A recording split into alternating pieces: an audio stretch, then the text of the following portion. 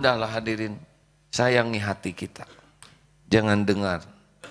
Termasuk kira-kira lagu-lagu yang tidak ada manfaat. Ngitungnya begini, bagaimana kalau saya mati pas dengar lagu ini? Itu lagu Titanic ya. Sumbang ada. Tidak ada yang lebih pahit dari berharapnya hati kepada kita. Allahumma ftah lana hikmataka ya Allah.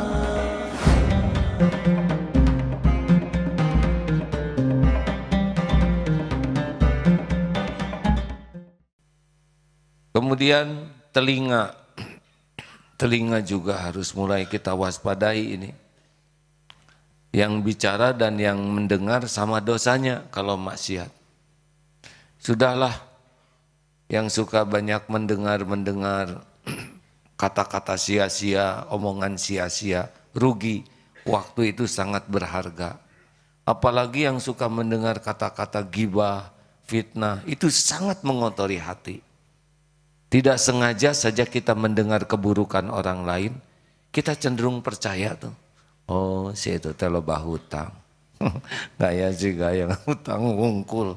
Padahal cuman isu, eta teh cicilan. Setiap kali kita mendengar ada yang pakai jilbab, itu kan baru 2 minggu pakai. Oh, 2 minggu jadi kepikiran. Makin banyak aib kejelekan orang yang kita dengar, itu mudah sekali bagi kita mempengaruhi hati. Betul? Stop nyari-nyari, tidak usah ingin tahu. Dia ngomong apa sih? Mau apa? Kalau ada yang ngomong tidak enak, cari 1001 alasan untuk berbaik sangka. Si eta teh ngomongin terus di belakang. Shh, siapa tahu dia tidak sengaja. Disengaja.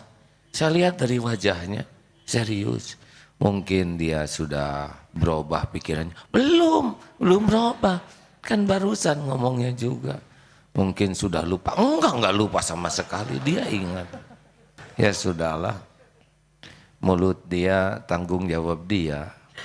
Mau ngapain saya capek-capek? Tanggung jawab saya adalah menjaga hati saya. Dan rezeki saya tidak tergantung mulut dia. Tapi dia menghina. Ya sudah, nggak apa-apa. Mudah-mudahan kalau omongannya benar kita ke bawah benar. Kalau omongannya salah diampuni Allah. Mau ngapain kita capek-capek ngedengerin omongan orang kalau itu tidak manfaat? Benar? Sakit hati itu menderita sendiri. Dendam itu menderita sendiri. Tidak ada yang bisa dilakukan menjadi kebaikan dengan dendam selain merusak diri. Tidur jadi susah, makan jadi nggak enak, dongkol, capek. Kekayaan kita hati kita. Jangan mau dengar. Mau tahu rahasianya supaya nggak sakit hati kalau dengar omongan yang menyakitkan? Mau tahu? Jangan dengar. Serius. Ini serius hadirin. Dulu ya zaman AA dihina, kalau AA dengar penghinaan gak enak ke hati, caranya matiin, beres, diam dia. Itu TV bungkem langsung sesudah dimatikan. Twitter yang menghina, delete, udah gak ngomong apa-apa lagi. Ada yang ngirim SMS, blok, cicing manehna ya. Udahlah hadirin, sayangi hati kita. Jangan dengar. Termasuk kira-kira lagu-lagu yang tidak ada manfaat. Ngitungnya begini, bagaimana kalau saya mati pas dengar lagu ini? Itu lagu Titanic ya. Sumbang ada. Terus mati. Atau lagu dangdut apalah yang ngeres-ngeres ya nggak, kubayang mati kan rugi. Dah, mending Quran, sholawat, Asmaul Husna, benar? Caranya gini, bagaimana kalau saya mati ketika dengar ini? Kira-kira husnul khotimah atau tidak? Makanya naik mobil, di mobil nyalakan. Alhamdulillah saya berterima kasih kepada yang memberikan CD Murotal Quran dengan terjemah. Masya Allah, ini Murotal Qurannya saja sudah enak didengar. Karena saya belum paham bahasa Arab yang baik, yang lengkap, maka saya terbantu dengan terjemah. Enak hadirin, seru seperti barusan, ya kan? Dengan terjemah itu seru tidak? Kan tidak semua orang memahami ayat itu. Bayangkan kalau Bandung, Jakarta 4 jam, 2,5 jam dipakai terjemah, waduh Masya Allah tuh. Udah murotal dan terjemah, seru, banyak pelajaran. Mati, insya Allah husnul khotimah. Begitulah.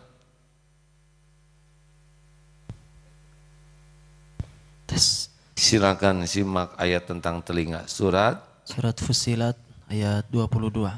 Surat Fussilat adalah surat ke 41 ayat 22. A'udzu billahi minasy syaithanir rajim. Wa ma kuntum tastatiruna an yashhada 'alaikum sam'ukum wala absarukum ولا جلودكم ولكن ظننتم أن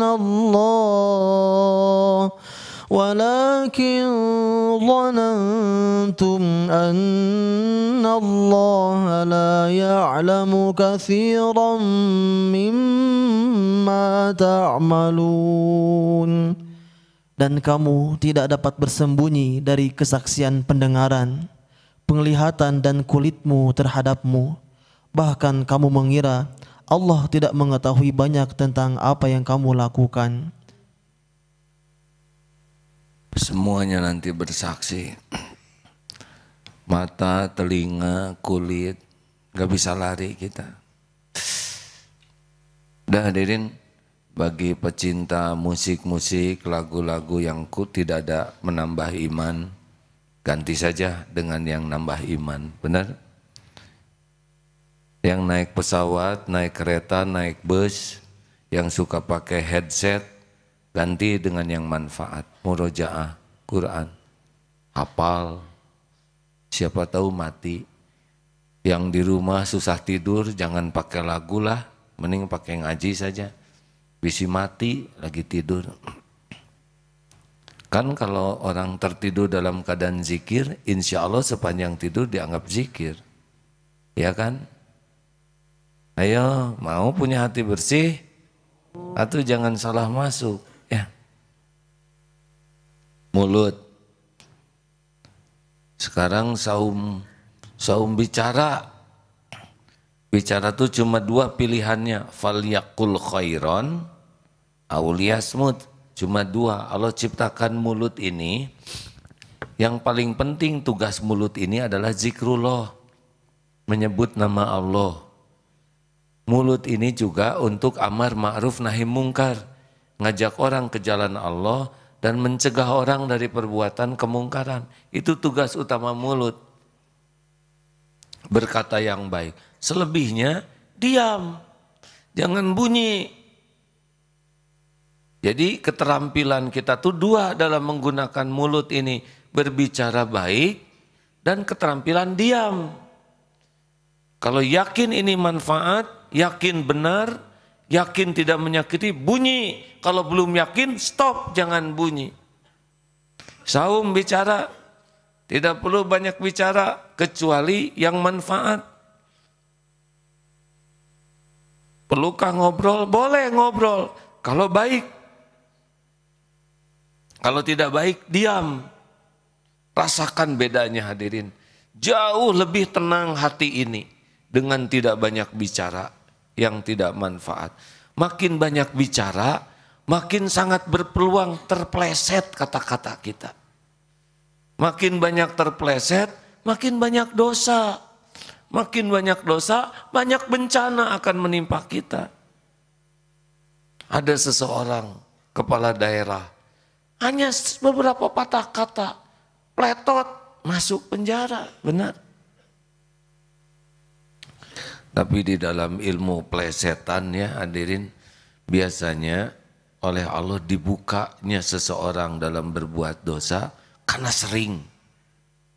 Seperti yang mati karena minum oplosan, itu pasti sering tuh mabuknya.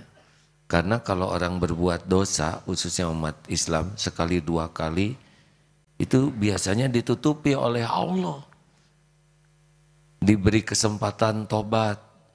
Ini buktinya yang hadir ini kan bukan orang-orang tanpa dosa, benar? Shh. Betul? Termasuk yang ceramah ini. Saudara mau datang ke sini jauh-jauh karena saudara tidak tahu dosa saya. Hah? Kenapa saudara tidak tahu? Karena Allah nutupin. Ada sih yang tahu sedikit ya. Tapi sedikit banget. Itu juga nggak mau datang ya. Ya teman SMA saya ada yang nggak mau datang, tahu modal si gimana nyaho orang gitu. Padahal SMA sudah saya tobatin. Hadirin, hati-hati. Kita dihormati orang karena Allah nutupin aib. Nah kalau kita terus maksiat lagi, Allah kan melihat. Nah, biasanya kata Ibnu Umar dua ujungnya. Satu dibuka oleh Allah tuh sehingga kebuka aibnya, atau mati su'ul khotimah. Itu yang zina ketahuan tersebar itu enggak sekali tuh. Dia sering zina lagi dan Allah pasti melihat.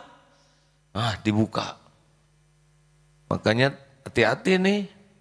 Kenapa jadi tegang begini ha? Yang maksiat, buka. Yang suka gibah, buka.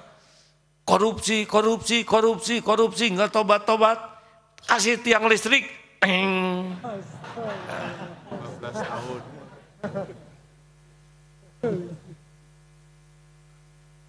Awas, ini banyak tiang hadirin.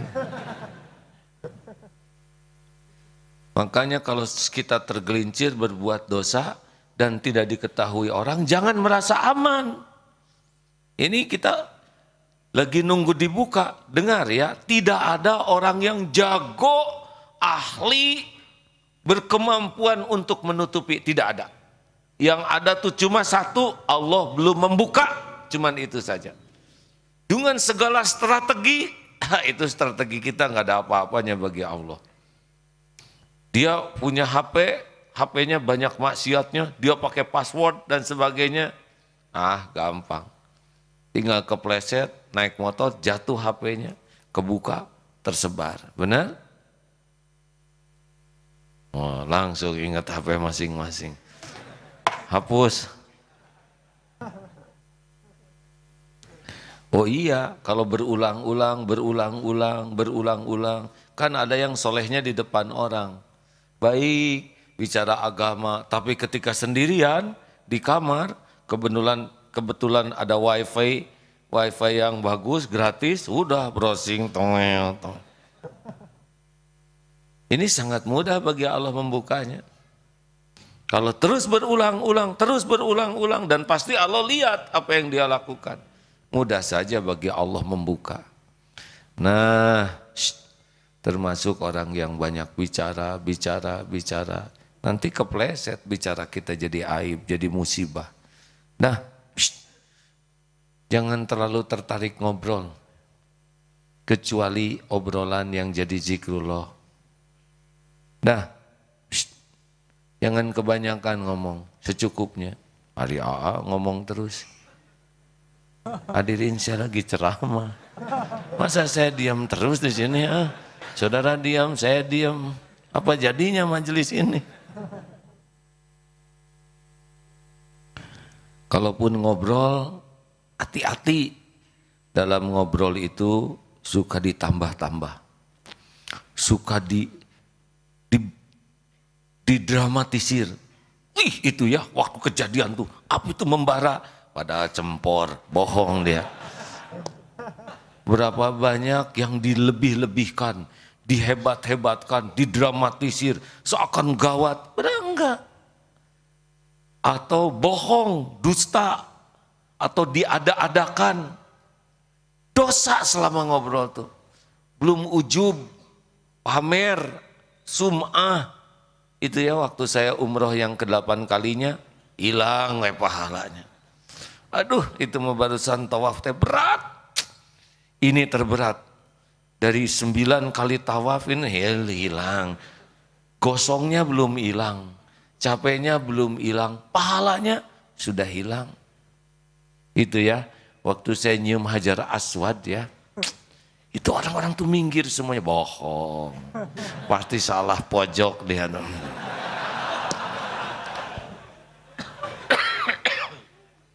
Udah kejepit begitu, saya tertekan. Tiba-tiba ada seorang yang berjanggut, mengulurkan tangan. Aduh, kebayangkan malaikat padahal askar. Lihat kita udah cengeng. Tapi bohong aja ceritanya itu. Apa yang dicari ini? Cium Hajar Aswad sunnah, itu pun kalau berkaitan dengan tawaf. Lalu desek-desekannya dosa. Sikut sana, sikut sini, apalagi perempuan, kerudung kebuka, ngerawat sini, kena mulut orang, zolim, nyium juga, kena bibirnya pinggirnya aja, tapi ngakunya dia membalas kecupan saya, padahal kena besinya. Ini apa? Bohong, kenapa? Ya itu, kenapa orang ngobrol sampai kayak gitu? Karena senang untuk pengakuan orang lain. Dianggap hebat, pengalamannya menakjubkan. Karena orang senang dikagumi orang, senang berkedudukan di hati orang. Ngomong, tidak penting hadirin. Kita dikagumi orang, diketahui orang, tidak penting. Yang penting mah diterima amal kita. Benar? Jangan apalagi nonton sepak bola. Udah gak usah diobrolin, kan sama-sama nonton, mau ngapain lagi? Aing sebel pisan, kacau tah pelatih teh, kaluarkeun ku urang mah. Saudara siapa? Itu ya harusnya kepingin, mun kadinya asup tah. Mau ngapain diobrolin, dua-duanya nonton bener. Harusnya udah nonton kan, dan ya udah selesai yang. Mau apa teriak-teriak? Ke pinggir, udah nggak kedengaran kita nonton di TV. Kalau menonton sepak bola mah zikir hadirin. Ya Allah, sudah tertulis di Lauh Mahfuz. Mana yang bakal menang, mana yang kalah. Sing salabar. Gol kesini syukur maneh ya. Kalian syukur sudah tertulis di Lauh Mahfuz nih. Yang ini sabar ya, kamu bagian pahala sabar. Dah. Mau tidur, penalti jangan tegang, nggak usah, naon, saya mah jarang tegang lihat penalti teh, terserah Allah mau dimasukin atau, dan kalau takdirnya gol pasti masuk, itu nonton TV paling enak hadirin yang yakin kepada Lauh Mahfuz, dah kita jerewet juga nggak mempengaruhi apa-apa, halo, lihat bagaimana Allah. Orang lari sana sini dengan otot yang dibuat oleh Allah. Jantung didetakkan, adrenalin meningkat, badan panas oleh Allah dari pori-porinya dikeluarkan keringat supaya dingin. Ada sliding, ada loncat.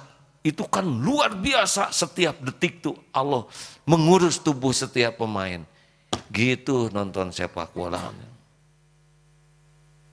Jadi jangan, aduh mana sih yang ngelawan gelut, nanaonan.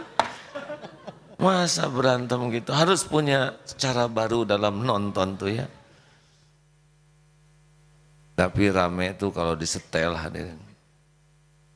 Kalau ingin aman mah matiin TV-nya, mending tahajud, betul? Apalagi Ramadan. Saya nggak nganjurin saudara sibuk terus dengan sepak bola. Sekali-kali mungkin boleh, tapi jangan sampai melalaikan ibadah. Bisa mati di lapangan sepak bola. Silakan. Surat Al-Isra ayat 53 dan surat Al-Ahzab ayat 70-71. A'udzu billahi minasy syaithanir rajim. وقل لعبادي يقولوا التي هي أحسن إن الشيطان ينزغ بينهم إن الشيطان كان للإنسان عدوا مبينا يا أيها الذين آمنوا اتقوا الله وقولوا قولا سديدا يصلح لكم أعمالكم ويغفر لكم ذنوبكم ومن يطع الله ورسوله فقد فاز فوزا عظيما. Dan katakanlah kepada hambaku, hendaklah mereka mengucapkan perkataan yang lebih baik atau yang benar saja. Sungguh setan itu selalu menimbulkan perselisihan di antara mereka. Sungguh setan adalah musuh yang nyata bagi manusia. Wahai orang-orang yang beriman, bertakwalah kamu kepada Allah dan ucapkanlah perkataan yang benar. Niscaya Allah akan memperbaiki amal-amalmu dan mengampuni dosa-dosamu. Dan barang siapa menaati Allah dan Rasulnya, maka sungguh dia menang dengan kemenangan yang agung. Tuh begitu hadirin. Bicara mah tidak perlu dikagumi orang lain. Tidak perlu ingin kelihatan hebat, berpengalaman, nggak perlu. Bicara perlu manfaat, bicara secukupnya.